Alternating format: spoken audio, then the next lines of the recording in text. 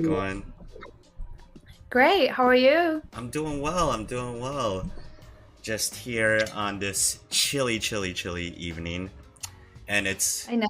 what time is it over there for you? It's a little past 11 a.m. Mm. Happy So it's Saturday to you then. yes, it is. Yep, Yep. Saturday. I'm currently in the past right now, so this is pretty cool to me that you're in the future and that I'm in the Yeah, past. yeah. Time is weird, right? It is. It is. This year, you're the first guest that I get to talk to international that's from across the world from me, which is super cool. Yeah, that's really cool. Hmm. Awesome, awesome. Well, it's a tradition here to eat lunch, so I was wondering, did you bring anything to eat? Yes, I did. Actually, I brought some Japanese food Oh, for the what do you got? so I have, let me see if I can show it to the camera. So I have a rice bowl Uh huh. and fried chicken, and it's called karaage. It's a little bit different. Can you see it on the Yeah, camera? yeah, I can see it. Okay. Yeah, it's a little bit different from American fried chicken. But yeah, it's called karaage. Okay. How is it different from uh chicken from the U.S.? What does it I taste think like? it's pretty much the same. I think it's just seasoned a little bit differently. Okay, cool. Mhm. I definitely have to try that whenever I visit Japan, or if they have it anywhere. I'm assuming they'd probably have it in California, because California's so mixed up with different foods too. Yeah, I'm sure. And then like if you go to like any authentic Japanese restaurant, the chances they would have karaage. So Okay, yeah, because I yeah, was it's thinking, because for me, I'm actually allergic to seafood, so I can't really have like sushi or anything like seafood related, which kind of sucks. Because whenever I see my friends eat it, I'm like, "Wow, that looks so really good." And I always like look at the pictures and everything and how they're just like eating it. I'm just like, "Oh man, I want to eat some," but I can't, sadly. yeah. So my to go to is always the seaweed salad. Aw, because sushi is so good. It sucks that you're allergic to seafood. Like, are Mm-hmm. you allergic to all seafood? Like anything? Like, can you eat anything at all? Yeah, it looks like I can't still because recently I went to like my cousin's wedding and they had like fish tacos. I thought they were chicken and Oh no. and I ate some and they were really good too. It tasted really good. Then afterwards my throat started to clog up. I'm like, "Oh no, it's fish." Looks like I'm still allergic, so like I puffed up and everything. So yeah, I feel like I'm allergic to everything cuz even if I touch something, I start to get the hives a little bit. So I'm just like, man, it's a bummer. Yeah, that's so serious. I am so Oh no, sorry. it's okay. It's okay. It happens. You know, it's just part of like human life. So I'll just like gravitate towards you guys when you enjoy the food. I'll just like, I wonder how that tastes like. But I'm really happy that you eat everything. But I did bring something to eat. So I Yeah, made some spaghetti. Do you see it? nice. Yep. No, I think the camera is a little bit slow. It's a little bit behind, so I haven't seen it Oh, yet. okay, Oh, okay. now. Yep. Oh, cool. Yep. Is it? It's like organic tomato sauce, so there's no meat in it. So Oh, awesome. So yeah, it's like a vegetarian. yeah, kind of like that. I'm not a vegetarian or vegan at all. It's just I'm trying to find a different route on like kind of like how to eat better and stuff. So this is kind of my thing to do, kind of just like to try like vegan and vegetarian stuff because it's actually really good. I have like a co-op market next to me, and they Mhm. serve a lot of like really cool healthy stuff, all local too, which is really good. Awesome. Yeah, I actually used to be a vegan Oh, and I really? became vegetarian. Yeah. And then now I eat whatever, which I don't think it's the best for my health. Yep. But it's kind of hard to like keep up with that like vegan vegetarian lifestyle when you are like really picky and don't Yeah. cook. So and I'm both of those things. Okay. Yeah, it's a lot of discipline. It's a lot of discipline because for me, like growing up, I was I was born here in America, so exposed to a lot of food, especially the American food. So like my taste buds are like gravitate towards that. It's like if I stop eating that, I'm just like, oh no, I need to eat that, and it's like kind of like I would guess like it's a bad thing because you like develop it. So like now when you get older, you just want to get better at what you're eating, and that's just for me. I'm just like, well, I'm not gonna have this much, which is a good thing because it's a lot of discipline. So No. um, And yeah. And then like sometimes like for some people it's hard to like go like that extreme on their diet, but like hmm um but like if you can just find like a healthy balance and do what's comfortable and best for your body, then I think that that's the best thing. hmm Yeah. yeah, totally agree. Totally agree. Well, Yeah. before we start our conversation, let's cheers. Let's take a bite out of our food. So, Sure. cheers. Cheers. All right, gonna take my first bite here. Yeah. I'm just gonna eat this whole chicken. hmm I'm gonna take one more bite. All right. Sorry if you hear my chewing. It gets a I'm little bit good. loud, especially to anybody that's watching the VOD. I do apologize if you do not like the sound of chewing.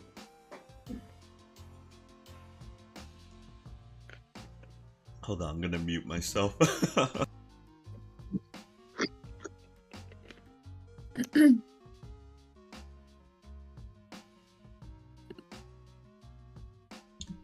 Okay. I'm good, I'm good. So, I want to know your story, like how you became a artist. Did you grow up loving art when you were a kid? Let me know the whole story. How, like, do you remember like your first drawing as a kid that you drew? Yeah, so I've always been an artist my whole life. I was like one of those like weird kids in classroom that was always like drawing, daydreaming, like Mm-hmm. I was that kid when I was younger. And my mom still has my old drawings from like when I was, I would say, 3. Oh, okay. Um, Mhm. And yeah, like it's really bad, but I just always enjoyed like drawing. And it's not just about drawing, like when it comes to like my art, there has always been a story with it. And Yep. then that's really interesting because like this I guess like it's probably one of the oldest drawings of mine. It does have a story. Like it's about this like rabbit or something like that. Like I can't even read my own writing from when Mm-hmm. I was 3. But yeah, it had to do with like this rabbit that I illustrated back then. And then like I just kept doing that pretty much my whole life up until I would say I was like 15, 16. Yep. Like I started studying English, and then that became my passion, and I actually stopped drawing completely, pretty much completely. Yeah. I just wanted to get better at at my English, and I wanted to like go travel, like live overseas and stuff like that. That became my passion. So I actually just stopped creating altogether when I was like 15, 16. I think it was like around the time I started high school. And it wasn't until 2020 that I actually picked up my pen and started drawing again. Yeah. So so there had been like, I would say like 7 years of me not drawing, like, so, but art has always been part of me. Like being creative has always been my identity. For sure. Oh, awesome. So, did you say you started learning English in a young age, correct? Like around like your teenager years? Yeah. So, yeah, that's correct. I would so in Japan, like you start learning English when you are in middle school. I think now it's elementary school. Okay. But when I was younger, yeah, we started learning English in middle school. But it's just kind of like, you know, how you study Spanish and French in America. Like, you know, you don't really learn anything. You kind of like just study to pass the test, right? Like, so yeah, it was like that in middle school, but I really just, I think I really like kind of like the linguistic side of learning a language. It's just like that's something I really enjoy. So in high school, I started taking it really seriously, and I even went to study abroad in Australia for like 3 months. Oh, okay. And then I would say that's where I learned English. Oh, wow. Okay. Yeah, because it's a universal language. Because I always ask my parents, because they migrated over here to America when they were probably in their late 20s and stuff. And they did go to school for it, but they actually learned here in America, which is pretty scary. I was like telling them, I was like, that's pretty scary that you're like, yeah, because we didn't know anything, so we're just learning from that. And a lot of people too learn from TV as well. Did you like when you were learning English, did you watch like a lot of TV to learn too?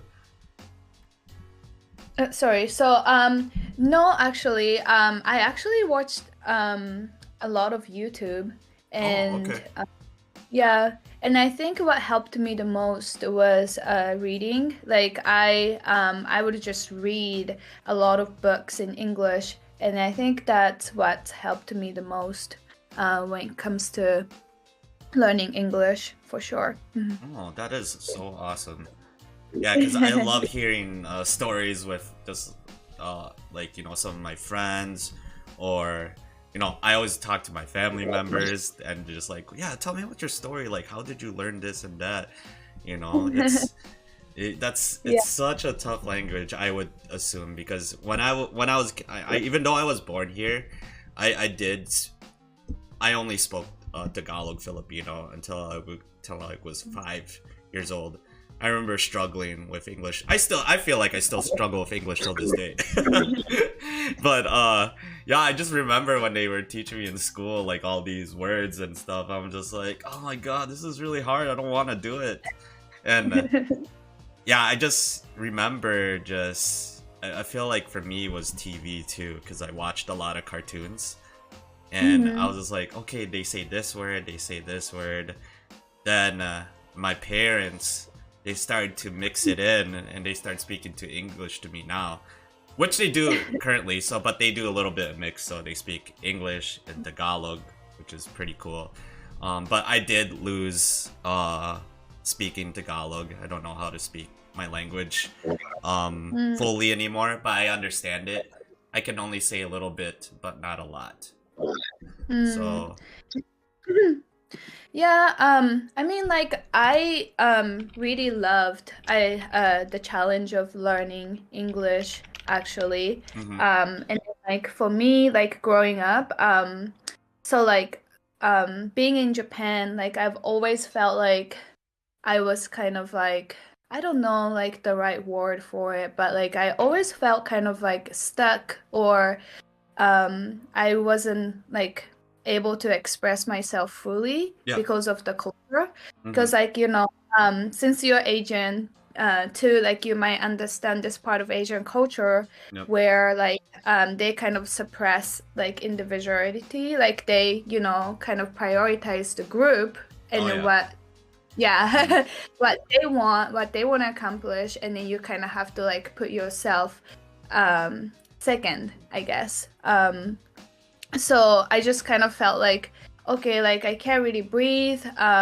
Like I want to get out of here. Yeah. And then like English was a tool for me to be able to accomplish that. Like, just kind of get out of Japan, learn about the culture outside of Japan, and kind of find myself in the new environment. Mm-hmm. So yeah, I always kind of like whenever I was able to communicate how I felt or what I was thinking in English, like I I got the joy. Like I was like, oh my gosh, like this is so exciting, like I'm speaking a new language. And yeah, so I really loved the challenge of learning a language. Yeah, that's great. I'm really happy for you.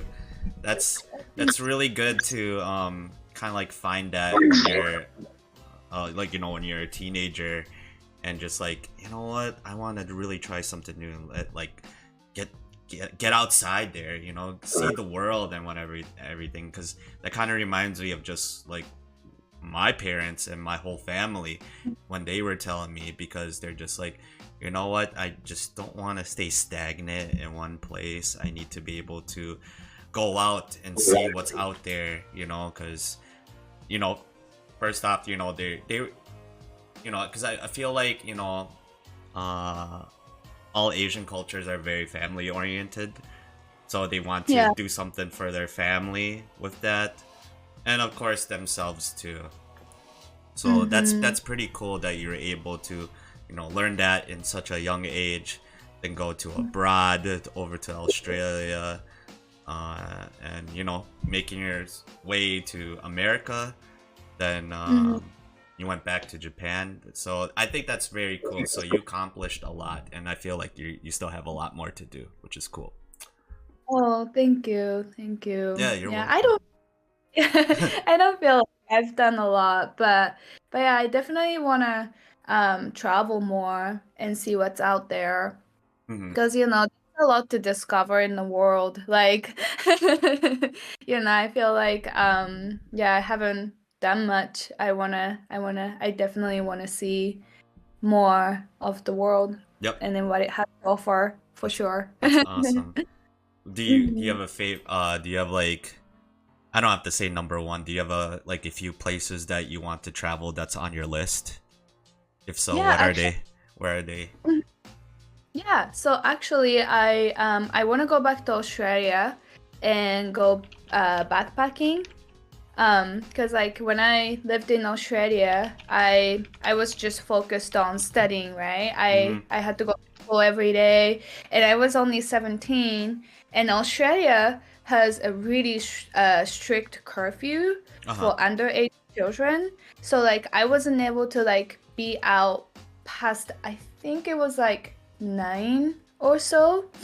Mm-hmm. So I didn't feel like I got to do anything fun because I was 17 when I was in Yeah. Australia. Okay. And then, like, yeah, I didn't want to get in trouble with my host family. Mm-hmm. So, and then I went to a language school. So, like, all my classmates were adults, Yep. like older than me.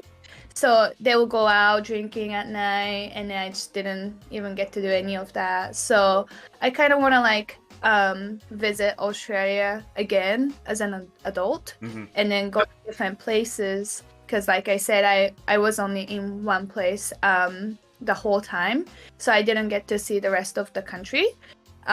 So yeah, I definitely want to do that, and then going backpacking was my dream when I was 19. I actually like had all the money saved and I was ready to go.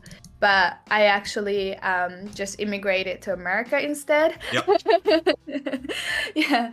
So yeah, I definitely want to go backpacking. I want to visit Europe too, like some countries in Europe. Um, so yeah, those two places, I guess. Well, Europe is not a country, like all the countries in Europe. Yeah, you can visit so much because with the trains and everything, which is pretty cool. Yeah. I know that's some place that it's actually kind of not. You know, I'm thinking about it. Like for me, I want to visit Asia, like all Yeah. over. Like the biggest one, of course, is your home country, Japan. I've always wanted to go there. I technically have been there, but that was at the airport, so that doesn't really count. So I could say like I've been to Japan, but just at the airport. But that's my number one place that I want to go to, just to explore around, see the culture, and just see everything. Just not the cities, but also like the countryside too, because I think that'd be really cool to do. Mm-hmm. For sure, Japan is a really cool country to visit. And if you ever do, come see me. I'll show you around. Yeah, most definitely, most definitely. I'll definitely hit you up and stuff. It's pretty cool to meet. Cause you know I met you through actually my brother Dusty and my close friend Shell, which is awesome. Cause I've been just meeting like a lot of cool people through like social media, and especially like on Twitch. Cool. We have a few on here, so Truce, what up? Azora Beats, what up? Say hello to Hikaru, everybody. She is a artist here on Twitch, or not? She's not on Twitch. She doesn't even stream, guys. But she, I met her through, like I mentioned before, Dusty and Shell. But what was I saying? But yeah, it's cool to gain those connections through people just like that. It's awesome. I'm actually wearing your shirt right now. Do you see that? Yeah, that's awesome. I love that. Yeah, so guys, she did a collab with Chill Vibes Worldwide, and they did this shirt, which is pretty cool. It looks like alien geisha, right? Yeah, it is. Like it's cyborg, alien, geisha. Yeah, how did you meet Chill Vibes? I think on Instagram actually. Oh yeah, okay. So yeah, I've never met them in person, but I think they were like one of the first people to follow me on Instagram when I started this art journey. Oh really? Oh my gosh, that is so cool. Yeah. Yeah, I remember when they were collaborating with a few artists when I was at their place, and they told me that they found you through Instagram, and they really liked your artwork and stuff, and they were like really excited when they were doing this collab. Then I was just like, whoa, this. And when I saw your artwork, I was like, whoa, this is really cool. I really want this. Like, then I followed your artwork over there. And what stuck out to me, you said it earlier, is I just love, you know, your style of illustration, because you draw a lot of your styles like alien illustrations, which is pretty cool. But you tell a story through them, which is awesome. So can you tell me about like your alien illustrations and like how that came through your like mind when you're just drawing? Yeah. So I just kind of like decided to draw alien girls like on a whim. Like I make a lot of impulsive decisions, and then some of them stick, some of them don't. And I've always loved like the trippy psychedelic style. So I wanted to kind of incorporate like a lot of colors Yep. in my illustration. And one day I was just drawing, and I decided to kind of color the skin, like whatever color I wanted to draw. I mean, color. And I did it, and it looked great. And I was like, you know what? I love this. I'll just start drawing aliens, and that's kind of what I did. Awesome. And that's Yes. is that when you start to come back into art? Yeah, that's yeah. Okay. So at the beginning of my, I would say like second art journey. Okay. So that's pretty much like that's became your identity of just like creating those like psychedelic kind of like illustrations of alien girls or aliens in general. Yeah, because that sticks out to me. This is what I really love about artists. They all have their different styles, even though we're kind of like we're all doing the same thing. Of course, it's like art, but everybody has a different style and a different story to tell. Because there's probably not one artist I've ever met like, oh wait, we're the same. We have the same exact story. No, it's always different, which is cool. Yeah. It is really cool. Yeah, I feel like all our stories are like really diverse and interesting, for sure. And that's what makes the best out of art. I really love stories. Whenever like, oh, what's the name of your we'll go back to what I'm gonna be saying, but what's the name of your brand? So it's Drop Out, but I go by DropPieArt. Yeah. Nice. Where'd you come up with that name? Yeah, so there's a whole story behind it. So when I was in America, I started going to college, and it was like a hyper conservative college in Utah. I only went there because their tuition was cheap, like super crazy cheap. So I was like, you know what? Like, I can turn my back to like whatever agenda they have when it comes to, like politics or whatever, and I'll just focus on my studies. But like in college, I felt like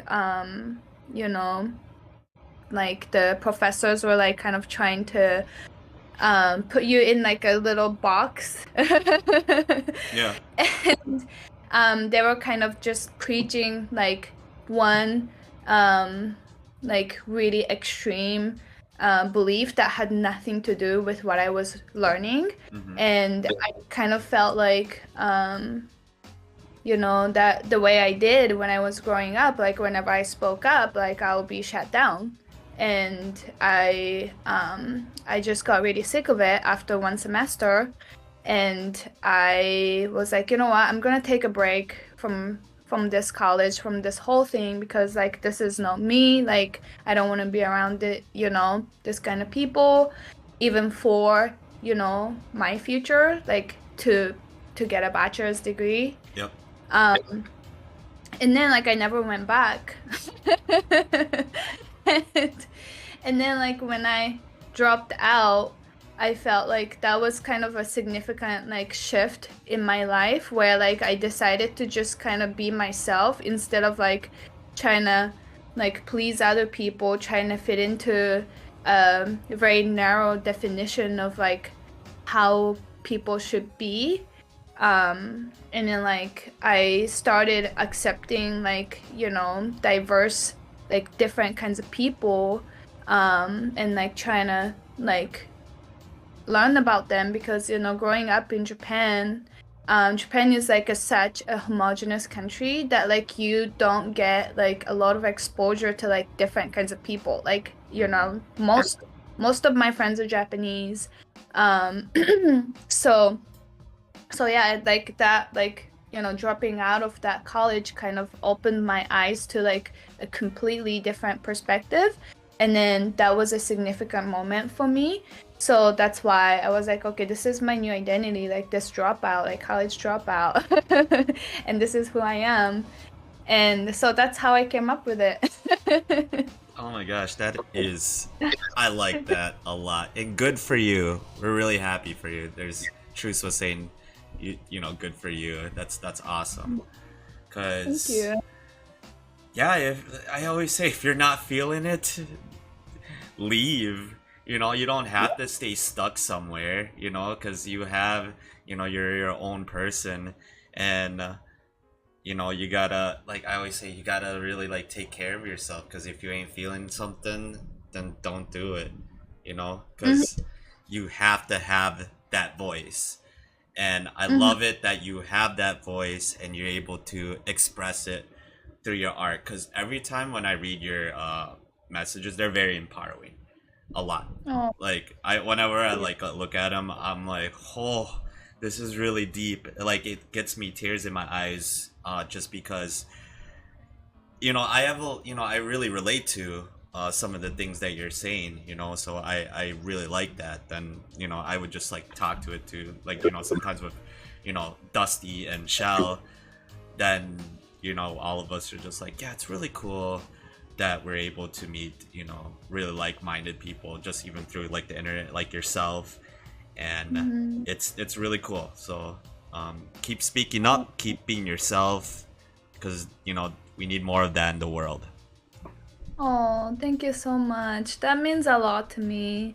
Because, like, sometimes, like, I'm not sure how my message are, like, reciprocated. Like, I kind of just say what I believe in, I share what I believe in hopes to, kind of empower people, connect with, like-minded people, and also, like, people who might be struggling to, like, express themselves what they believe in, or kind of stand up for themselves because of Yep. their surroundings, or Hmm. so yeah, that means a lot. Thank you. Yeah, of course, of course. That's what I was mentioning before with social media. It's such a big impact because you always feel like you're alone when you're like doing stuff like this. That's how I feel sometimes. But just be Hmm. able to meet like but there's so many other people here that I've met on Twitch too, that have watched my art when I'm creating. And when I'm creating things, like I'm just like, yeah, this represents me because this is who I am as a person. Because Hmm. I really love this, because everything's through like for video games for me, and for me be able to express it like that, because that got me out of a rut a lot. That was my happy place. And Hmm. that's the same thing for you with your art, because when you're like illustrating and stuff, because when I read your story through your website, it's just that made you a lot happier when you were just creating, because people thought you were weird, but you're not weird. It's just you expressing like that. Because if I feel like now weird is just like you know a thing now that we can say, because we're all weird in some ways, right? Being weird is awesome. And then, like, finding your own community, like, helps you embrace your weirdness, I think. Yep. Yep, that's true. That's true. And I found it here on Twitch. Everybody expresses my weirdness. You guys are awesome for letting me do that. um oh, we got a question, or we got something here from this is from my friend Leah Hawk. She says, I always have a fear of talking in general. I tend to be pretty straightforward and blunt, and a lot of people seem to take it the wrong way these days. Yeah, it's just if they don't really get to know you as a person, they won't get that. But if you're just like, hey, you know this and that, it always gets, I always say it always, I always have to like understand the person. That's Yeah. how I think it is. Yeah. Yeah, I mean, like, I have the same problem. I think it's the Asian in me. Yeah. I can be really blunt and then straightforward. But I think, like, if you have a good intention, like, people would know it. Like, you're not saying those things to like hurt their feelings. You're just, being you, sharing your opinions um with the right intentions. So, Mm-hmm. like, I'm sure people will appreciate it. Yep. Yeah, it's all about, I always say the term for me is being real. I don't make it, Yes. personal. But if they want to make it personal, I'm like, hey, I don't know you. I don't want to do this, kind of like that. And it's just me, just like, just need to have that voice for myself. Uh, And when it comes to like my art too, if like no one understands, like, oh yeah, this was really easy, why are you doing this or something like that, I'm just like, well, I have to defend myself, so I have to be real about it, you know. For sure, for sure. Says, Leah Hawk says, I say stick to your guns and who you are. Don't let society twist you into something you are not. Awesome. Yeah, totally agree. True says, in my opinion, you can't be afraid to step on toes. Some toes. Yep. Yeah, because you gotta stick up for yourself, you know? And that's the best thing. And I feel like, you know, with us, we were able to create something really cool with our art, because we're able to have a visual message. Then once we have that, we're able to speak about it, which is pretty cool. And you do that a lot, which I loved. Yeah. So speaking of your art, we'll go back to that.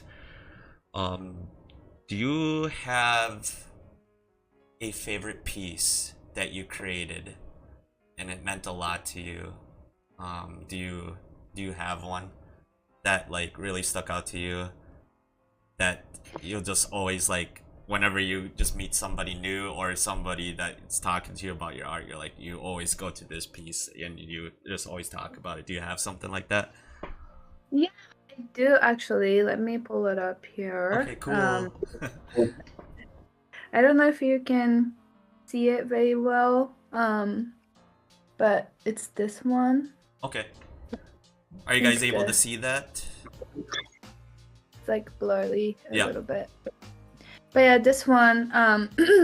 So this is actually a pretty recent piece, but so it's an alien woman, kind of like floating in space, but she kind of represents like femininity, you know, like just kind of like how women are amazing, men too, but like, you know, just kind of like the beauty of femininity, like, yeah, so it just kind of like helps me feel empowered as a woman as well. But yeah, that's one of my favorites. Awesome. Yeah, I think that's the biggest one that I really like, is the empowerment. Because I don't know if you ever talked to Michelle from Chill Vibes. She's very expressive like that too. So I learn a lot from her. And whenever I see your art, I'm like, oh my gosh, they're kind of exactly the same, you guys. And I loved it because, you know, you voice out your you know, your expressions of things, especially if things are not like going right around the world. And I appreciate that a lot, you know, because being able to show it with your art too, it just really sticks to me. Because I know I always keep talking about that, but it's just so cool that you're able to do like that. And for me, that inspires me to create something like that, even if it's like pixel art. I'm like, maybe I can create a message like that and show like, hey, you know, can't be doing this and that or something, you know. And it's just like a good way to kind of like express it too. So Yeah. Oh yeah, continue, sorry. So yeah, that'll be awesome. And then like I'm grateful that like so far like people's reaction has been very positive when it comes to like the messages that I want to share. And yeah, I appreciate it when people kind of take it well.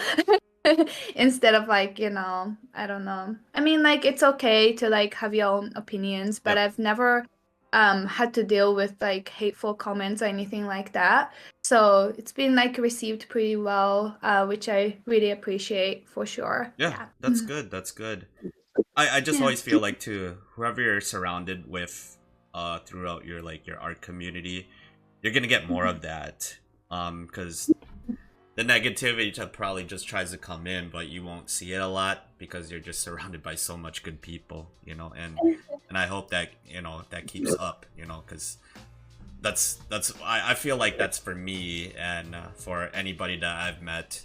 They just surround themselves by really like-minded people. To keep them going a lot. Yeah, for sure. And then like I love it when like whenever I share like my personal experience, like especially as a woman or like Asian woman in America, when I lived in America especially, like people would like share their experience as well, and then like that would like start a conversation about like really important things that people need to be like educated on. And then I, you know, sometimes, so like when I lived in America, I lived in Utah, and I was like, Utah is like not a very diverse state. And I lived in southern Utah, where like Asian population is like 2%. So like I kind of felt lonely whenever like I experienced like discrimination or like racism. I didn't feel like I had a community like of people who could understand what I was going through. Like my friends were like, you know, supportive of me, but it's just that like sometimes like they just don't get it. Yep. Oh, I totally that like, understand. you know what I mean? Like, not that you don't appreciate them being like, you know, supportive and understanding, but it's just like there's a little bit of disconnect, right? And it probably applies to like all like, you know, all the other racial communities as well. But like whenever I shared my experience on Instagram, like along with my art, like people would like read it, and they'll be like, hey, like I have a similar experience, like, and then they will share their stories, and that would start a conversation. And you know, it is really important, and also it made me feel like I wasn't alone, and like we're in this together, and that I've enjoyed that a lot. Yeah. And that's that's so good that you're able to just create that. I think I messaged you like when I saw one of your messages too, or one of your artworks, and I was ranting I'm like, yeah, you know, this is not like this and that's like, I totally understand you. I feel your pain. You know. Yeah, Yeah. I remember. And because you know that's I feel that sometimes too. Just because where I live, it's just unfortunately, like, it's good that I live in a city that has diversity, because I'm surrounded by just a mixture full of people, which I love. But where I lived like a few years ago, like I was just in like a suburb neighborhood, just full of people that didn't have much diversity and stuff. So I always felt like an odd person out, you know, like especially when things started to get really bad, like here. And I'm not gonna mention like the person that was running, but you know, it's just like I could tell like it was changing, you know. It sucked. Like I couldn't even go outside for going for a run without being looked at and stuff. I'm just like, man, are you kidding me? This is just like, because it brings me back to when I was a kid, you know. So I have a lot of like memories and trauma with that. So that's why like I get like really like a little bit like, well, upset about it, but I learned to kind of like maintain it, because I want to be able to, you know, be good for myself, but for the rest of the people that need it too, you know. And it was cool just be able to just, you know, because you felt alone, but you're not, you know. You have like, even though we're like really far away from each other, but you have a really great, you know, because you know, I'm part of your community, and you know, now you're part of my community as well, and we're able to, you know, kind of express that, and which I really like. So, you know, thank you for that, for sending those messages and just expressing that, because that really makes me feel good, and I'm sure everybody else too, through your community too. So Thank you. Yeah, I mean, like the messages that you sent me on Instagram, like that, like literally like brought tears to my eyes. Like, so I just wanted to say thank you, like in person. I mean, not in person technically, but kind of face to face. Yeah, yeah, it's cool to talk about this. No, thank you for being just such a kind-hearted person that cares about this world.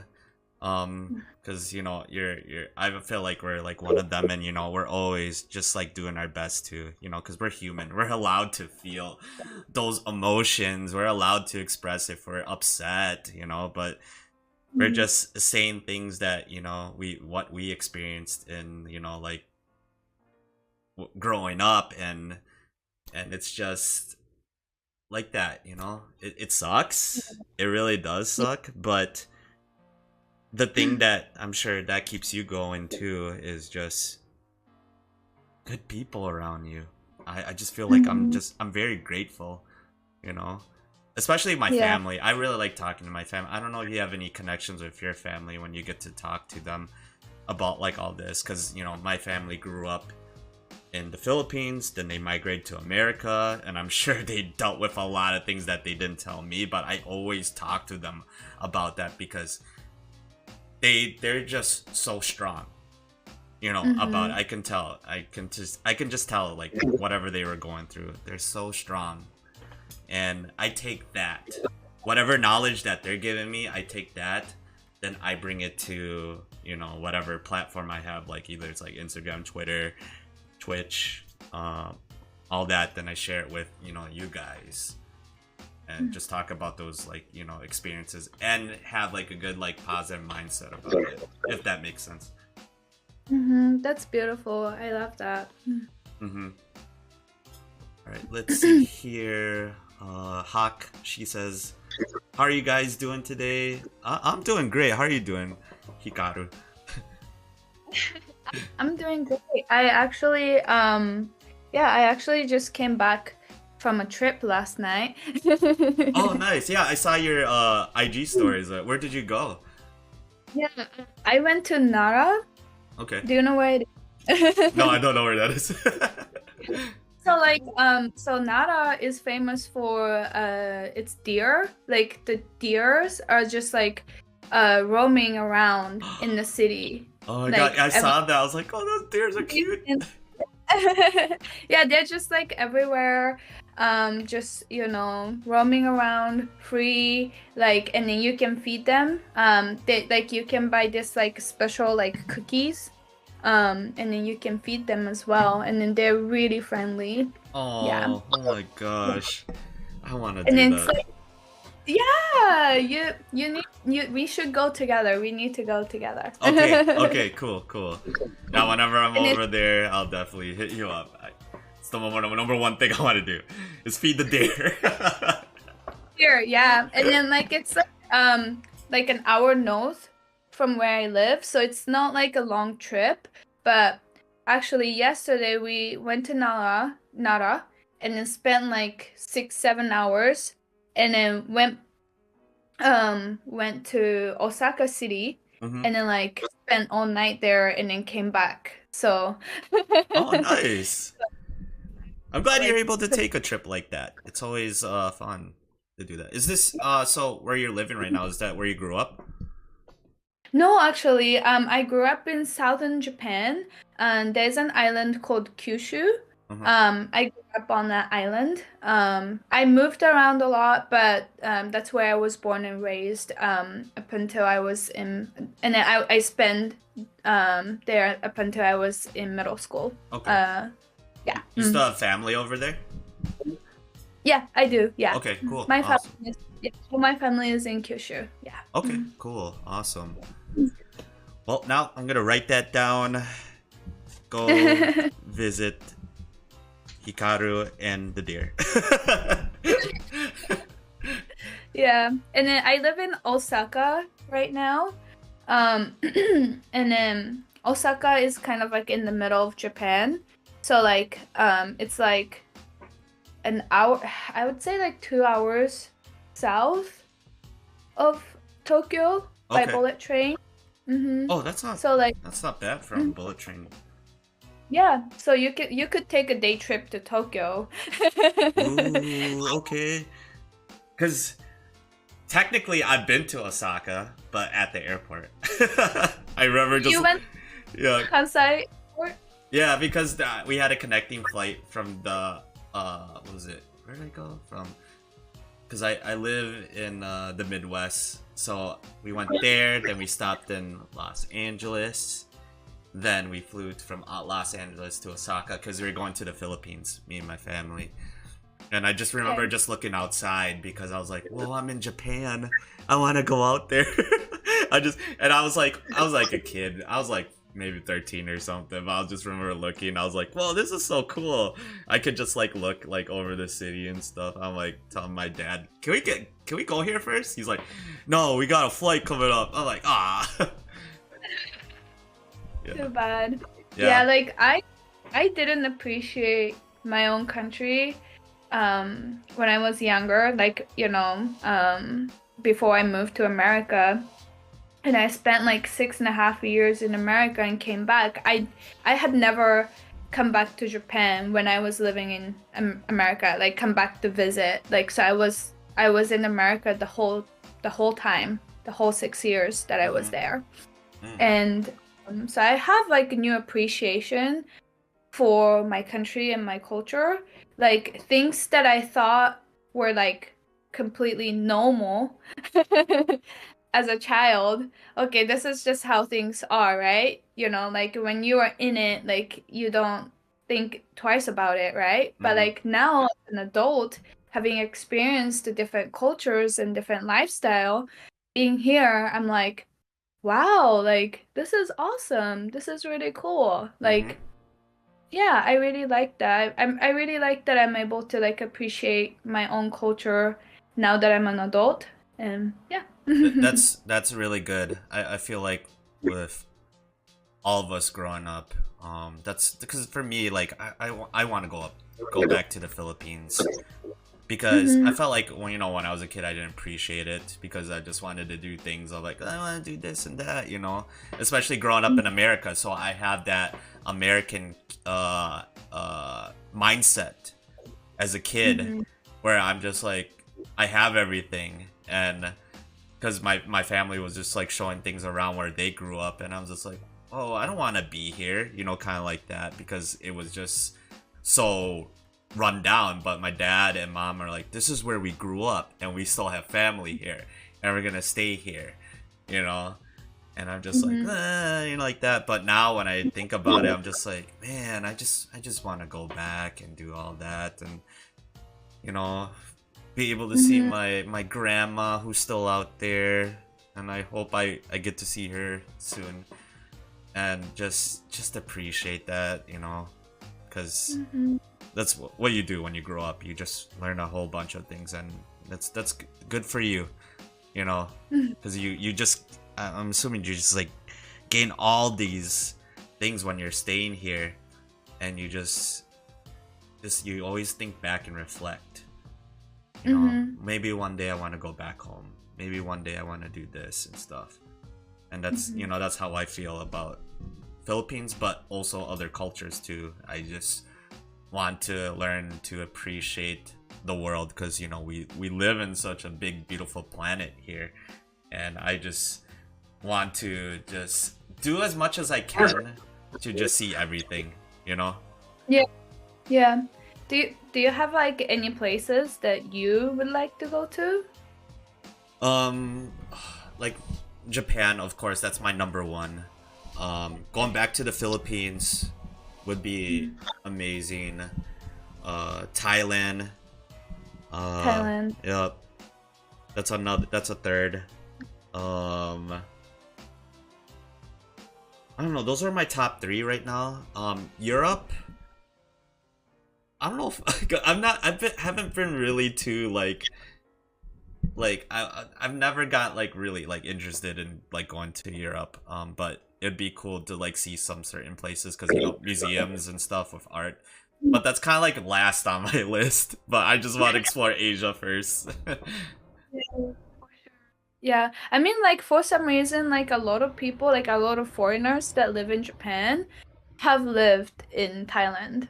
I don't know why. Like Thailand, Hong Kong, China, Korea. Yeah. Yeah, I noticed that too and Yeah, stuff, like and that's and where then they like a become lot stars, because you know, like Blackpink and all that, because it's all mixed up. and a lot of them are like digital nomads, so like they're like, yeah, I can work from anywhere, so I just like travel like That's the life. That's what I want to do with my art. I just want to be able to just like do this full time and be able to just create. You know, that's the biggest thing that I really want to do. And wouldn't that be awesome? Just to just go everywhere with just your computer and just have like your clients and everything. You know. Yeah, that would be awesome. And then like those people, like the people that I've met so far in Osaka, they've been like really inspiring in that sense because like they've been to like so many places, mostly in Asia, Mm-hmm. and they've gained like a lot of like different new perspectives from what they were used to because like a lot of them are from like Europe or America and like white Americans, and so they're like, yeah, like I went to Thailand and I learned this on this small little island, and I'm like, wow, that is like so interesting. Mm-hmm. And so yeah, I really love hearing about their stories as well, and then someday I hope I get to like experience that for myself as well. And you will definitely will. You have a question. You have a question here. This is from Hawk. She says, "How did you find the culture differences you first went to the USA? Easy to adjust or hard? I am only asking because from the little I know from the Japanese culture, it seems to be strict compared to the US." Yeah, let's see. So, let me see. That's a good question. Cause like, so like when I first went to America, I feel like I already knew a lot about the culture in the West, because I lived in Australia for a little before. But I think like I wasn't like really looking for like cultural like differences, and then I moved to America because my husband is American. So like it was something that I felt kind of familiar with already, like through knowing him and his family and stuff like that. But I think let me think. Like I think like a little things that I noticed were like the way people communicate differently. Like for instance, like me as an Asian person, like one thing I struggled was that like I don't really show like my emotions. Like when I'm like excited, I'm like excited, but like I'm not gonna be like so excited, right? Yeah, yeah. I don't I hold myself back a little bit, but then like my husband's family, who is white, they will think, oh, Hikaru is not having fun, or like Hikaru doesn't like us because like she doesn't say that she loves us like as much as we would say to each other, something like that. I think those are like the biggest cultural differences. American people are way more laid back and relaxed, and I love that about Americans and then American culture. I honestly miss that. People in Osaka are way more laid back compared to like people from different parts of Japan. But still, like it's still Japan, so it's kind of strict. We still have to follow rules. We are not allowed, like we're not supposed to question, the rules that have been established for like centuries, right?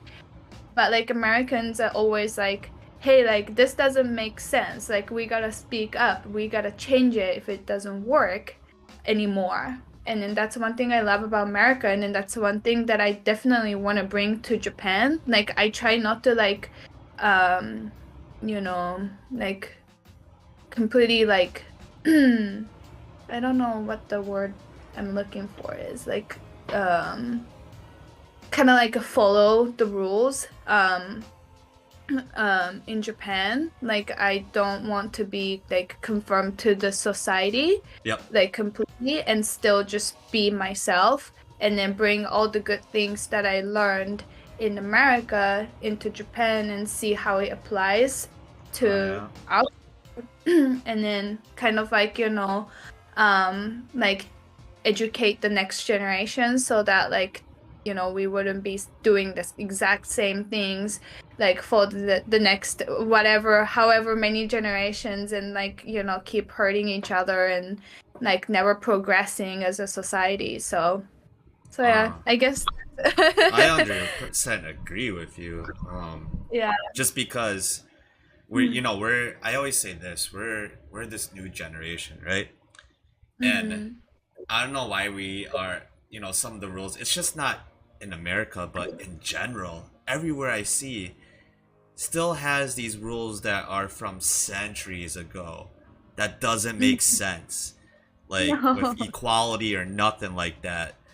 And the thing is, like, it sucks that some can't be expressive on it because of the rules, because if they hear it, they're just like bam, and for example, like in America, we have that freedom of speech, but the freedom of speech is, I always say, it's saying something that is not like because I was just watching this podcast earlier, and he was just saying, like, like people, like when they say things for freedom of speech, like it can sometimes go overboard.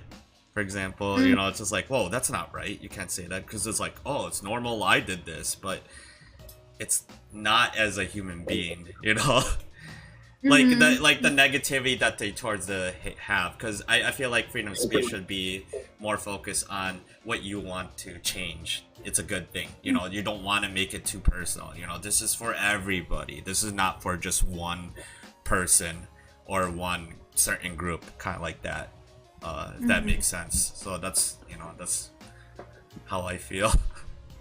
Yeah, for sure. And then speaking of like outdated rules or beliefs, is like group punishment in Japan. Like for instance, like in America, like if one person makes a mistake, like one person like in a team, like group of people, makes a mistake, then it's on them. Like it's their responsibility to like do something about it, right? But like Japan, like this happens a lot with like baseball teams, so like any sports teams. If one person misbehaves or breaks a certain rule, the whole team has to like pay for it, basically has to like suffer the consequences. So like there's like a famous like a high school baseball tournament in Japan that like a lot of schools like try to get into. It's really like competitive. And like if like a kid from a team like smokes or whatever, like whatever they do to break a rule, like the whole team can't go. Like they're like, oh, they have to like make a statement apologizing for this one kid's behavior, and then they're like, you know what, to like take responsibility, like we are not gonna be competing in this tournament, even if they could have gone if not for this one kid.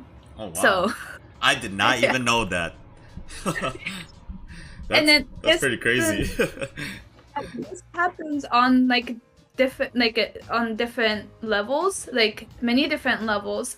So for instance, like I think you might be able to relate to this since you're from like Asian family, but like, oh, like let's say like one of your siblings is like has gotten in trouble with the law or something, and then the whole like brings a shame to like the whole family instead of Yeah, I know that.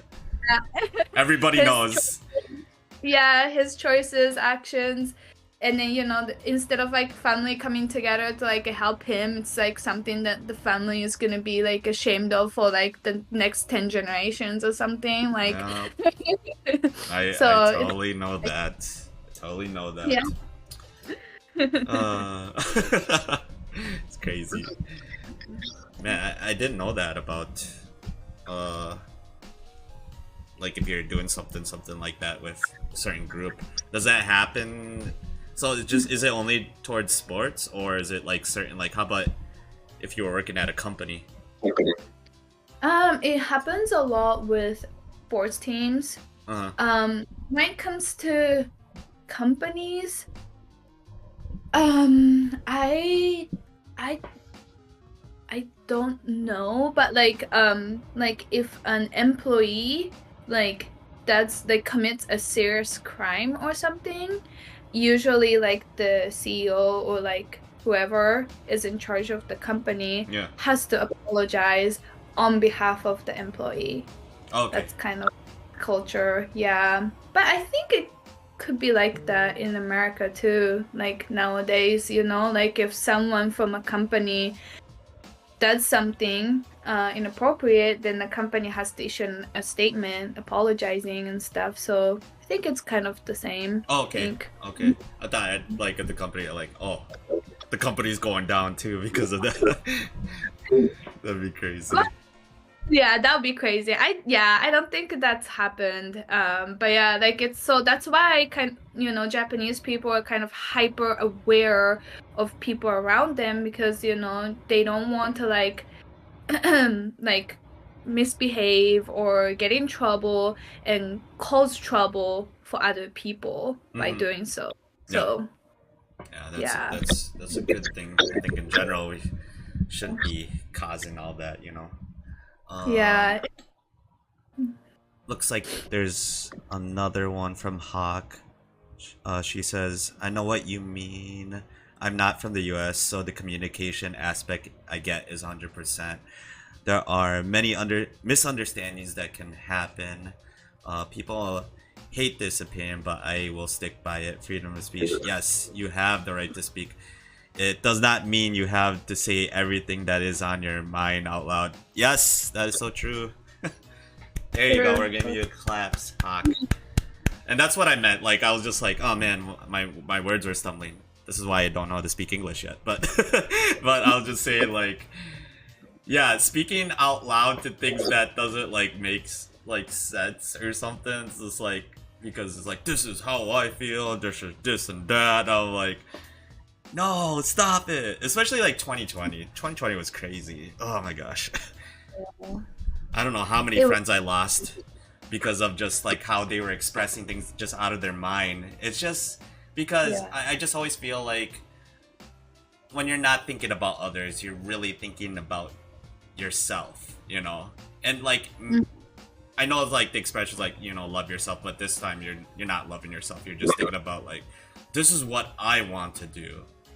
I don't care about others doing this, you know? So I was like, ugh. So I know. That was a really bad year, like on my mental health for sure. And then like when I was in America, I was working as at a hotel reception as a front desk manager. Yep. And then like we had to like reinforce like certain rules on guests because of the pandemic. Yeah. And I don't know how many times I had to stand my ground and tell them, hey, this is the rule. Yeah. And you want to be mindful of other people who might not, Yeah.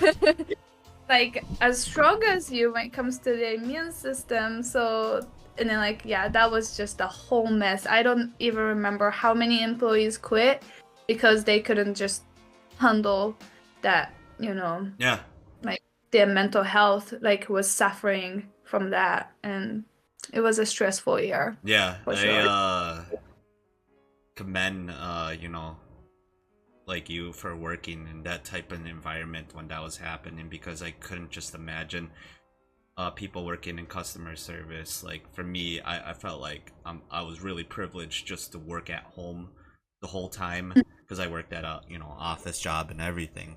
And I was just thinking about so many of the people that had to be at the front lines, like, because you guys are the heroes, and that goes for everybody like that was working in the front lines there in like customer service, anything retail, or people that work at the hospitals and stuff, and just all that. And I was just thinking about that because I was like, man, I'm at home, but I was just like, it's not fair. Because when I go to a grocery store, everybody's like, I can have this on like this. I'm like, God, just we're gonna die if something like that happens or something. Like, I was like, oh man.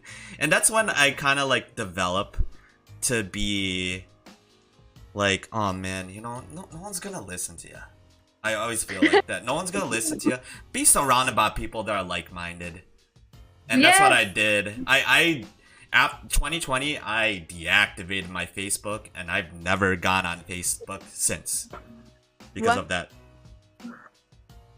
That's great. Mm-hmm. And it was really good for my mental health, and just meeting really like-minded people. I think I met you when did you do this collab with Chill Vibes? You know what year?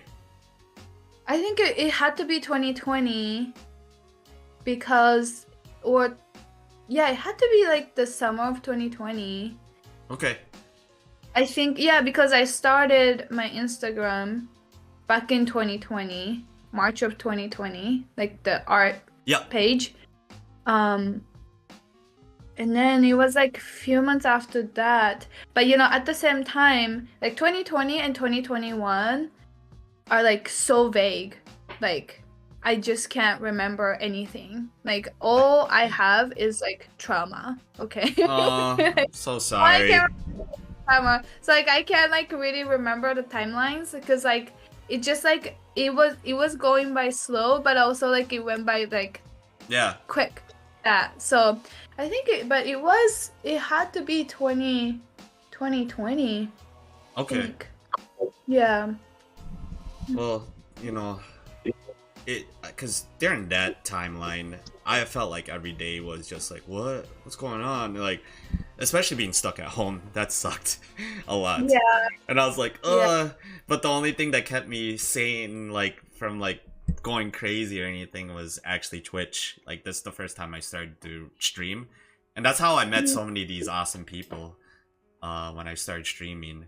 So they helped me a lot. And of course, like doing art, I told myself, okay, take advantage and start creating art while you're inside, because that's what makes you really happy. So I was doing that, and I saw, of course, like Dusty and Shell, they were doing it too. Then, because I felt like I met you through them in 2020 when I saw this shirt that you made and stuff, and I was like, whoa, cool. And I remember you just like expressing all your stuff out. So I'm assuming that art helped you too a lot during the pandemic. Tried to help you a lot. Yeah, it definitely did. Okay. Like because during the pandemic, like we couldn't go anywhere, right? So like because like I had to work, so I would just go to work, come home, do nothing, and then like I was with my thoughts a lot because of everything that was going on, like especially with like Asian hate, this and that, and then like art became an outlet for me, for sure, like outlet for me to like kind of express what I was feeling, and kind of it helped me deal with my emotions that I was carrying on the inside. So like art definitely became a happy place. If it already wasn't that, then like it definitely became a happy place that I could lost myself in. So whatever you're passionate about, I feel like you'll never lose it and stuff, which I like. And just like going back to that. Oh, first we're gonna look at the comments over here.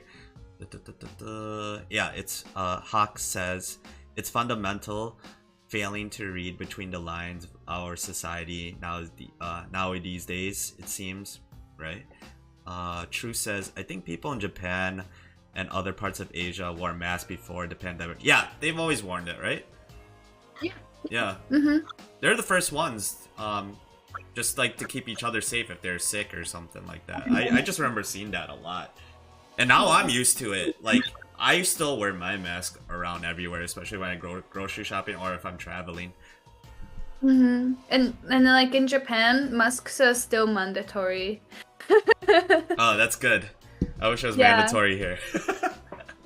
Yeah, like inside or even outside, and then we have to like disinfect ourselves before we go anywhere, and then they like sometimes measure your temperature and stuff. That's good. That's good. Yeah, it's. I think like, cause when did you leave to go back home? Did you move last year? Yes, so at the end of November. Okay, so it's recent. So, yeah, I wish they kind of like did that, but no, they're just like, no, we want to move on and do all this. But now I felt like the pandemic made me a lot more aware and cleaner or something like that, you know. So I'm always like like now the biggest thing now, because I wear a fanny pack whenever I go out, so it's like everybody says keys, wallet, and phone, right? Those three things. But now it's like keys, wallet, phone, mask, and hand sanitizer.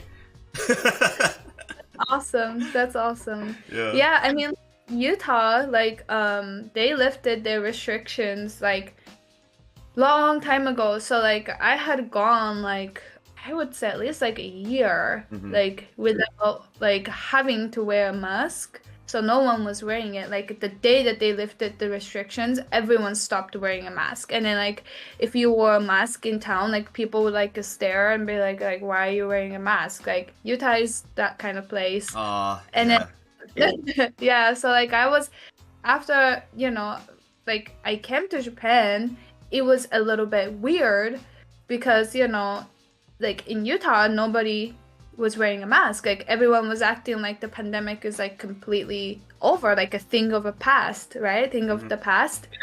But like here it's still like a real thing that people still worry about. So oh yeah, this is a forever. COVID's not going away. You know, you can still catch it and have that or anything. Have you ever caught it? Yeah, I have. Yeah, me too. Yeah. It's not cool. I hate it. Yeah, I lost the sense of smell and taste for like 2 weeks. Oh no. I didn't have that. I had just all the pain that happened. Like it just started with I think they always say it starts with the stomach pain, you know? Really? Yeah, you get stomach pain first, then you start to get the chills and everything. So it just like all happened like slowly, and I was bedridden for like 2 weeks. It was terrible. So I felt like that was like one of the worst sicknesses I ever got in my life. I seriously thought I was gonna die. That's how I felt. Yeah. Oh my gosh, Yes. I'm so Yeah, like no, for it's me, okay. I'm still here now.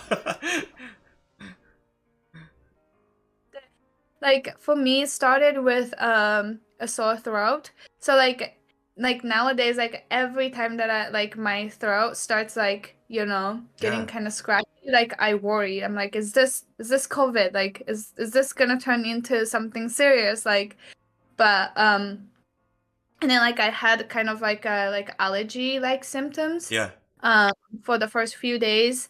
And then like I got like a week off from work, like paid time off or something like that. And I was like, yay, like I'm not that sick. Like this is gonna be great. Then like, you know, the third day into it, I started getting like violently sick. And like I had been like this like, you know, fatigue. Oh yeah. It never like went out. Like I had been fatigued for like 3-4 weeks. I was like always tired, even like after like all my symptoms were gone, like I was like I just didn't have a lot of energy for a Yeah, long time. that's how I feel Yeah. sometimes too. I feel fatigue. Yeah. Just whenever I just walking around or just doing anything like that, I'm just like after having, I'm like, oh man. I was Yeah. like, I wonder if it's a lasting ever thing, because sometimes I do still get fatigued just in the middle of the day, like because I have a weird sleep schedule. Like I would only get like 5 hours, 6 hours sleep. That's my maximum. But I feel great. Like I wake up in the morning, I start being productive. But there in the middle, I start to crash randomly, and I'm just like, Yeah. no, I don't like this. So definitely probably have to get something checked out about fatigueness and stuff, because that's never happened to me before. So Yeah. I mean, like, it could be like a lasting effect from COVID. It could be something else. mhm. So, yeah, if it bothers you, you should probably get it checked out for sure. Yeah, Yeah. Mm.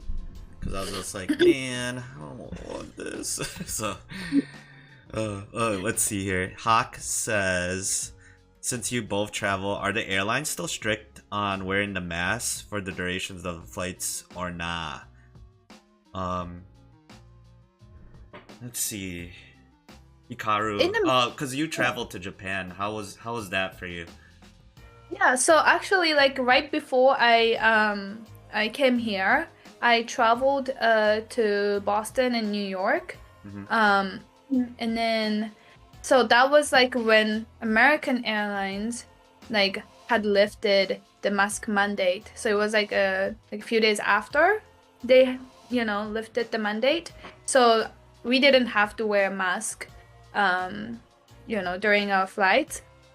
But and then so like domestic flights in America, I don't think you have to wear a mask anymore. Yep. But like from San Francisco to Tokyo, I did have to wear a mask, I think. Oh, okay, that's good. Mhm. Yeah. Yeah, Hawk. Because before then, I know 2020 to 2021, because I flew during 2021 when I got vaccinated. Uh, they like only had like, because the middle seats weren't open, so they took that out and they would just have everybody separated, like social distancing. But they don't do that anymore. Everything's back to normal. Every airline has like an option, like you can wear your mask and stuff. I still wear my mask, but when I go to the airport, nobody's doing it anymore. I feel like I'm the Yeah. only one. Everybody just looks at me and just like, does he have COVID or something? And I'm like, nah, man, I'm trying to be safe up in here. Yeah, I mean, like, it's like it doesn't even have to be about COVID. Like, Mm, sometimes, like, you should wear a mask. Like, if you don't want to get sick, it just kind of helps. And then, that's what I did growing up. So, like, if I was sick in any way, I was supposed to wear a mask yep. to, like, not get other people sick. And that was completely normal for me. Yep. So, like, maybe going back to the cultural difference, that was a huge cultural difference because I didn't think that was a political issue. I know, right? It was like always so normal to you guys, because whenever I see it, like, oh, and it was a good thing, because I was like, because I started wearing masks before, I think like 2019, because it was actually became a fashion style. I don't know if you've seen that, Yeah. Hikaru, when it was like 2018, 2019 when all the kids were starting to wear the mask and stuff, and I was like, whoa, this is pretty cool. Because I'm that one of those like hip millennials that want to get like, I was like, I want to do that. Well, because Chill Vibes was making masks, I was like, hey, what are you guys making? So I wanted to get in with that. Then it became thing, so I was like, okay. Now it's just so, for me, I feel like it's just so normalized to me. Like, I can't like, there, like I have like my hallway over there, and it just has my mask, like my jackets, then my mask, and I just pick them up and I just wear them. But for me, like I work in an environment that because I work in the medical field, so I always have to wear a mask every day. So I'm just so used to it. Yeah, that makes sense. It's never bothered me. Like, like if I'm like running somewhere and then like I'm sweating and like it's humid, then like it's uncomfortable. Yep. But like, it's never bothered me to like wear a mask like on a regular basis. Just like if I'm just doing my regular thing, then like that's something that it's on my face. Like I know. don't even think twice about it. I know. It's something simple, like, yeah, being here to just like, well, you're taking away our rights. I'm just like, what the heck? I just laugh at that. I'm just like, what are you talking about? You can take it off. You just have to wear it when you're going grocery, then you can go back home and take it off. Exactly. Yeah, 2020 was a weird year. For that. Looks like you're just gonna read off the comments here. Gotcha, hope. Yep, I'll keep mine on too. Cool. Better be safe than sorry. True. So cause at raves. Oh yeah. People wear masks during festivals. Let's see. Hawk says, I will wear my mask in my own house too, even if when my families come to visit. I worry about passing it to others if I get it than my own health. Yeah, that's true. That's the biggest thing.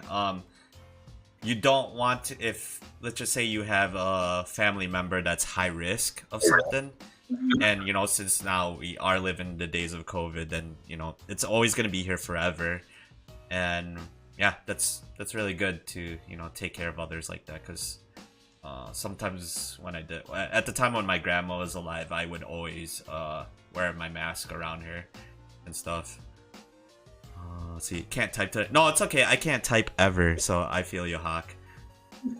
Let's see, I played basketball running hard with a mask. Guys, were you like, how do you play with a mask? I'm Batman. I don't know if I worked out with my mask on. No, actually I did. When I started going to the gym, I still wear my mask when I work out a little bit. It's hard, but gotta do what you gotta do to be safe, right? Yeah. Cool. Alright, I gotta ask you a couple more things about your art before I let you go, Hikaru. So, let's see here. Had something. So, when you started, so how did you get your passion back into your art? Because you said, because I read in your bio that you pursued medical, but it was just always in your mind. So, what kind of like made you like finally like made that decision, like I need to go back into doing something that I love? So I wasn't really thinking, to be honest, but I think like it was kind of like right after I decided to take a break from college.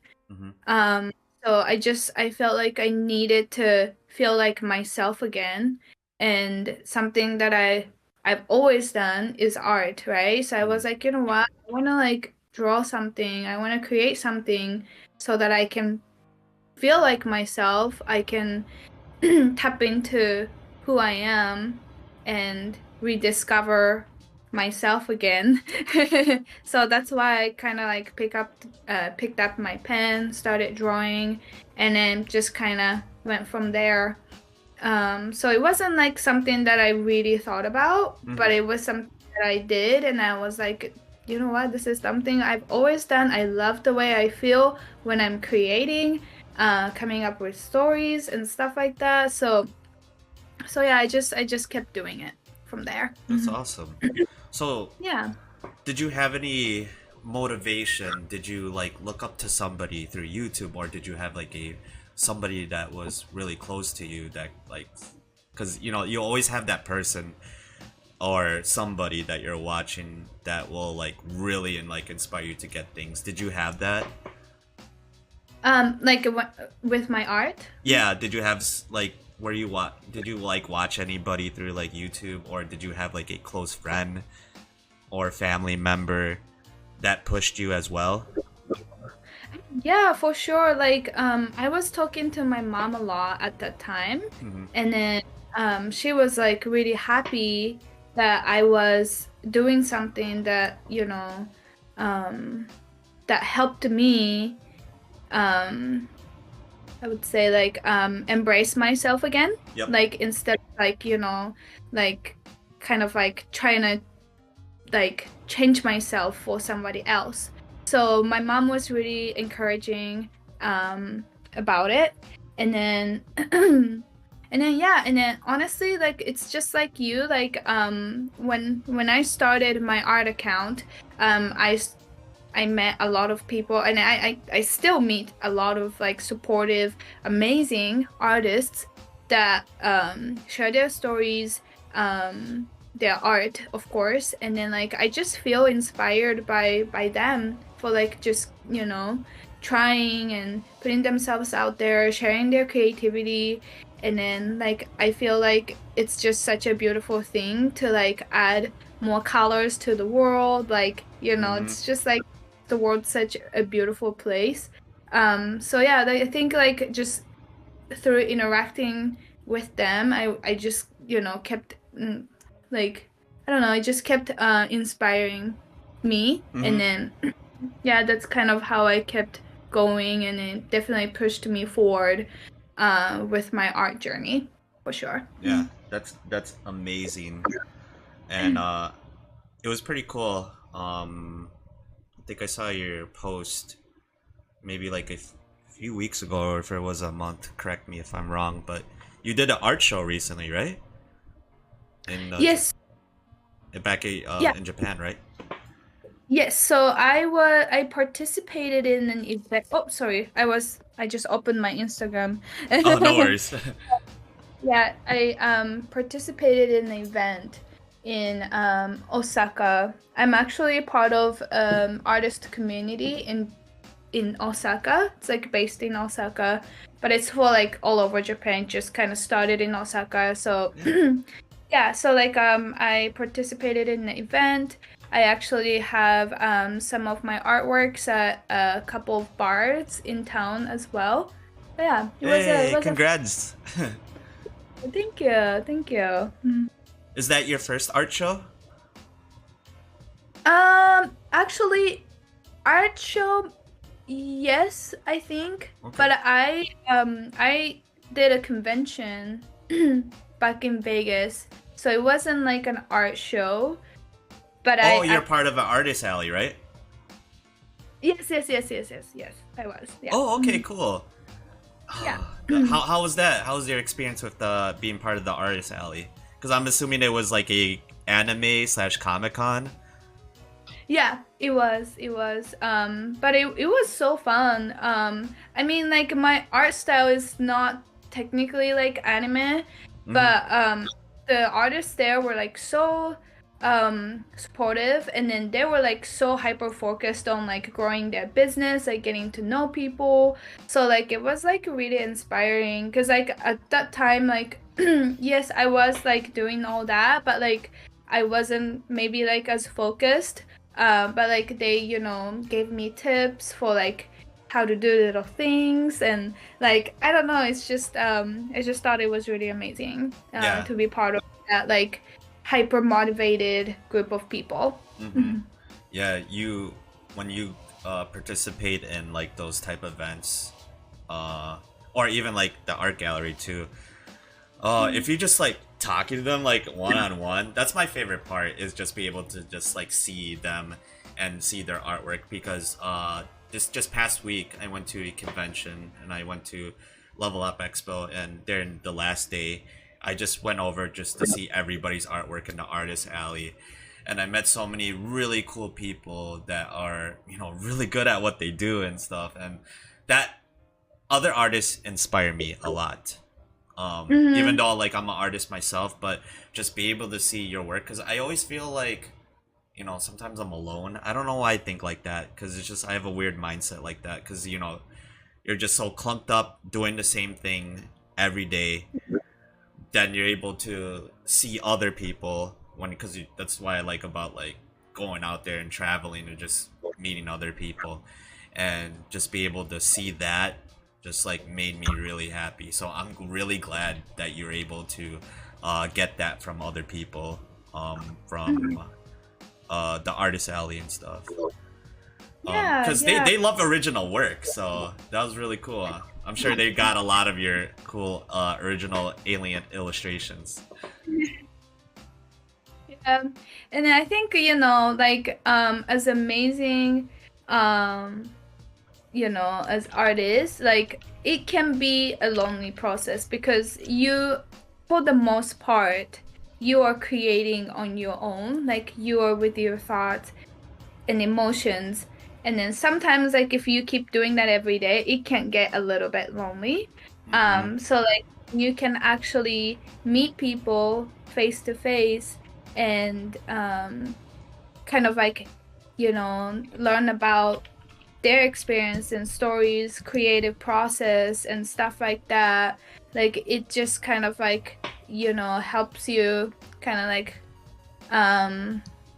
helps like put you back on the like right track, I guess. Like like you feel motivated again, like, you know, okay, like like I'm part of this community, even though I might not be with them all the time. Yep. But like we're coming together with our creativity and we're creating something great for the world. Like it's just, it's awesome, like to have that sense of the community.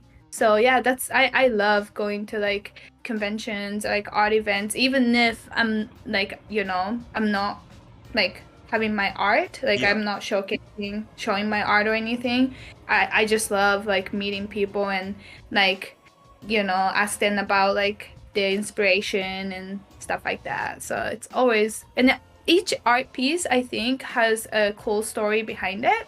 Yeah. So it's kind of cool to know like how they came up with it. Like I went to this gallery like back in let me see, I actually was just at the beginning of this month. And then like I met this artist and then like he paints like kind of like a American, I don't know how to describe that style, but like kind of like a pop art style, like from the 60s. Yeah, pop art, Andy Warhol with the like the can of the tomato soup. Yeah, that's what they call it.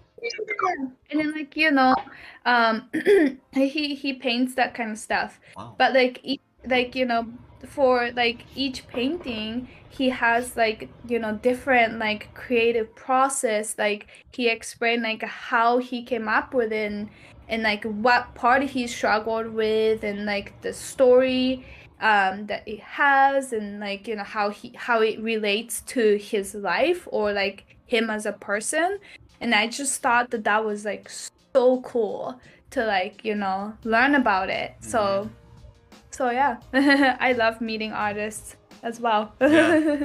It's always such a great reminder too. It's because, you know, you can attend so many of these events or talk to so many people, but it's just always a great reminder, just like, hey, go out there, talk to other people that have a very similar taste to you, or, you know, just other artists, like, because, you know, the biggest thing is like their story, because you gravitate towards that because you relate and stuff.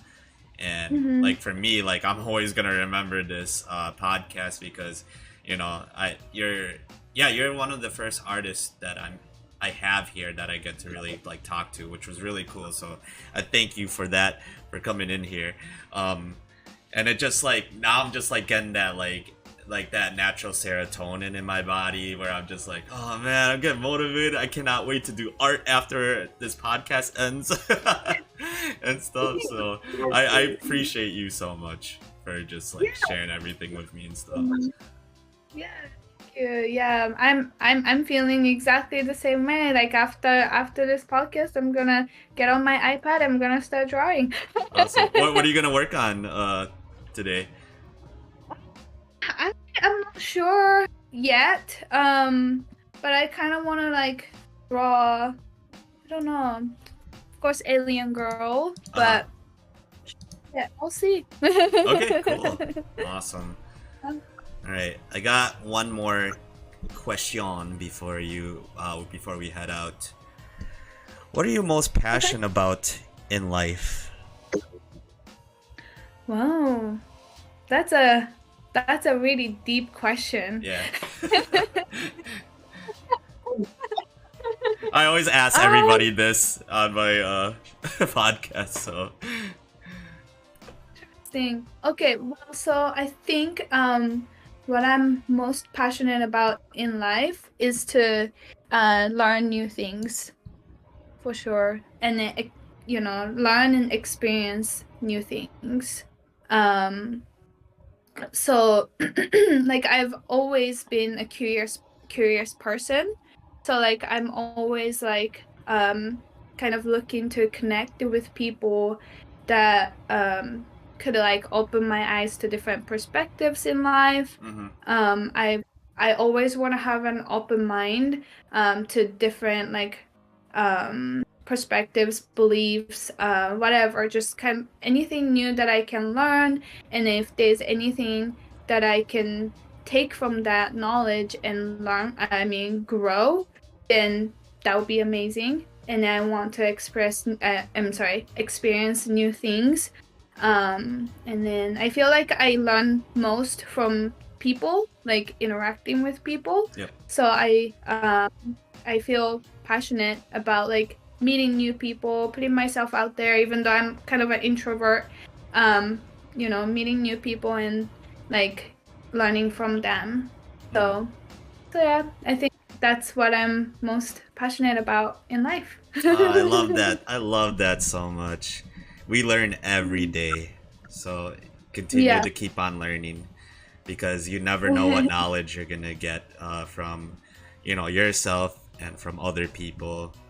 Because yeah, the more you learn, the more you help people, and you never know, you're gonna change the world, which is pretty cool. You never know. I always say that. But guys, I just wanna thank you guys, whoever's on here on the chat, for listening to this awesome conversation I've had here with Hikaru. And I do have your website. She is not a streamer, guys. She does not stream on Twitch, but she has a website, and it features all of her artwork and portfolio. I believe you sell stuff on there too, right? A little bit, yeah. I sell stuff on Etsy, and then the link is on that website as well. Okay, cool. Yeah, I definitely have to get something from you in the near future and stuff. Yeah, so because I need to get some more prints of all my friends' arts, because I need to like place them all over, because my walls are so empty here. So. All right, cool. Yeah, everybody's Hawk says thank you. Yeah, thank you guys for being here. Awesome. Thank you again. I appreciate you. Thank you for having me. Yeah. It was so fun. Yeah, of course. I would love to have you back on for like part 2, or maybe you maybe want to participate in an art stream with me one day. I do art streams here on Fridays. That'd be awesome. Yeah, maybe we could create a piece together or something. We'll think of something. All right, everybody. Bye.